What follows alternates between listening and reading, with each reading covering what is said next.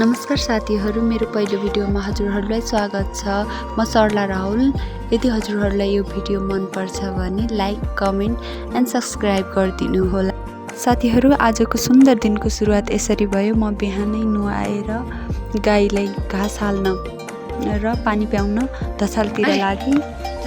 गाई बाछुलाई पानी दिइसकेपछि मैले गोठमा हुले तिनीहरूलाई, अनि म घर फर्किएँ।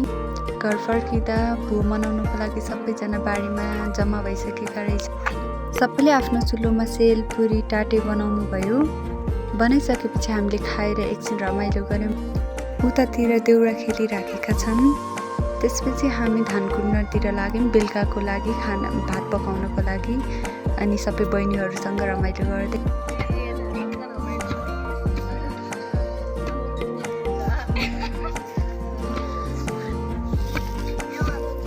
सबै बहिनीहरू मिलेर धान कुटिसकेपछि म चामल निकाल्नतिर लागेँ।